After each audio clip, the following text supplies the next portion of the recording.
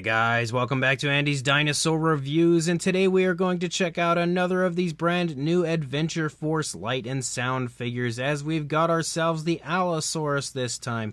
This one is, it's not as exciting as the Spinosaurus was. I definitely like the Spinosaurus better because it was a sculpt that I had never seen in the Adventure Force line. It kind of was similar, I think, to a Chap May version of the Spinosaurus that is out, but this time we have the Allosaurus, and this Allosaurus sculpt is very, very familiar to most people if you've seen, Adventure Force figures before, or if you've seen Chap May figures before, or if you've seen the Kid Connection figures at Walmart before, or if you've seen the Blip Toys figures at Target, because this particular version of Allosaurus has been spread across so many different brands over the years, and I guess it's just a shared sculpt.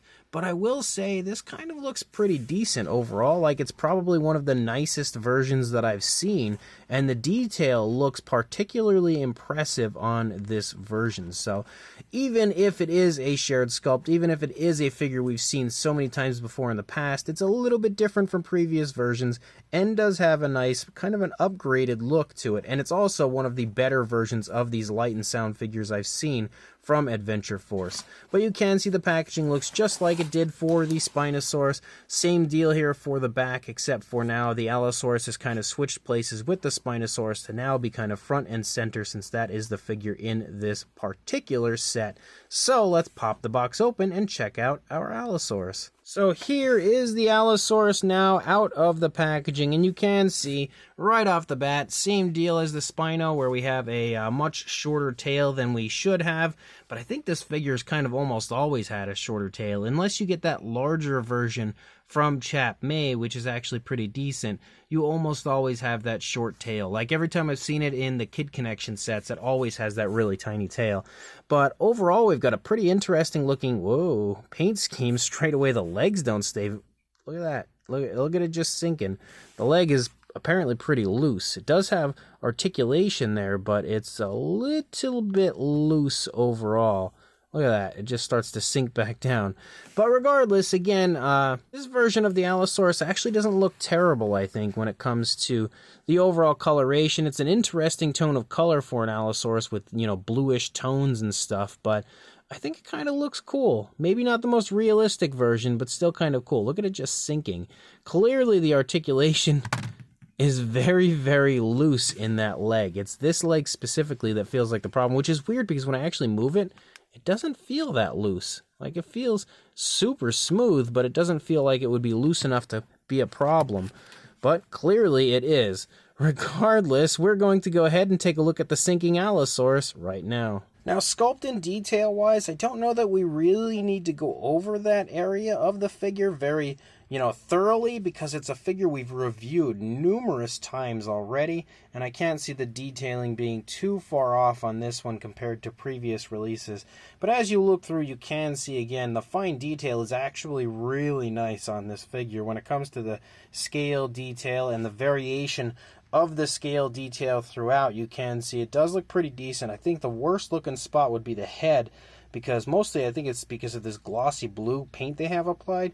Kind of drowns out the detail in a few areas. But as you move through the body, you can see the sculpt and detail. Even though it does look pretty much like it always has, it's, I think, a little bit more crisp than I've seen before. But as you lead up here into the head, color-wise, you can see we have that ugly glossy blue in the face. I feel like they definitely could have used a more naturalistic blue for that area. We also, just like the Spinosaurus, have a dark gray up here on the top of the head. It's actually a very similar tone of dark gray to what we had seen on the Spinosaurus. And then, of course, this bluish tone on the lower jaw, which runs down through the majority of the body. And you can also see we don't really have any eye coloration, because I'm pretty sure that area will light up when we actually pull the arm down and get to that area. So that would be a light and sound area coming, obviously the sound from the dinosaur, but the light would be in the eye, maybe the tongue. I think that might have been what I had seen on the back of the box there. You'll also notice as we move down through the course of the figure, it is a very strikingly similar look to the not only the Jurassic World Allosaurus, as far as the way that these kind of ridges on the back of the body work, also to the Papo Allosaurus, but if we go back even further, also to the old Hasbro Allosaurus that was actually sculpted by David Silva for the Jurassic Park line. So it has a pretty strong similarity to quite a few Allosaurus figures that have come before it. But as you move down the course of the body, you can see again that dark gray, just like it did with the Spinosaurus, sort of stripes down into the body and continues to move down, but also just like with the Spinosaurus, it ends right here around the hip region, maybe a little bit after, and then we basically have the primary body color the rest of the way leading out onto the tail. Pretty much the same thing we had seen with the Spinosaurus, but this time we have a blue rather than a green for the body color. We do have painted nails, which is always nice to see. A nice black coloration for both the hands as well as the feet. And yet again, no dew claws. So I guess they chose not to give us dew claws. I don't know why, they just don't like them. But just like with the Spino, once we turn the figure around, you can see we've got some screw holes. It looks as though we've actually got less screw holes on this compared to the Spinosaurus. I think the Spino might have had maybe one or two more screw holes than what we see on this Allosaurus. So that's not the worst thing in the world. It is nice to have a little bit less as far as the screw holes go. We will take a look here at the inside of the mouth, but I guess we're going to have to operate the action feature, so let's go ahead and hear the noise and look at the light up feature.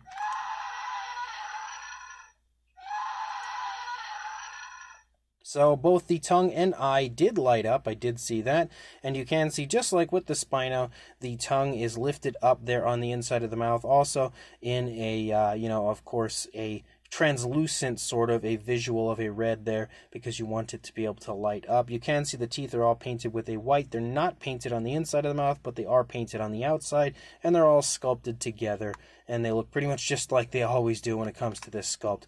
So the Allosaurus is definitely not the greatest thing in the world, but when it comes to this particular version of the Allosaurus, it's not half bad. As far as articulation goes, we do have articulation on the figure. Now the arm will articulate the mouth. Those two go together just like it did with the Spinosaurus. We also have the arm over here we can articulate. This one actually moves freely. And then of course the legs, which have a decent range of movement, but this leg is a bit on the loose side. As far as a size goes, lengthwise you are looking at about 8 3/4 inches, or around 22 centimeters, approaching 22.5, but not quite. And the highest point would be the tail. You're looking at just shy of about 4.5 inches, or a little over 11 centimeters, heading toward 11.5, but not quite there. Now, of course, you could position the Allosaurus up a lot taller if you choose to, so you could make it a lot higher as far as that goes. And we will dim the lights here quickly, just to take a look at the light up gimmick once more.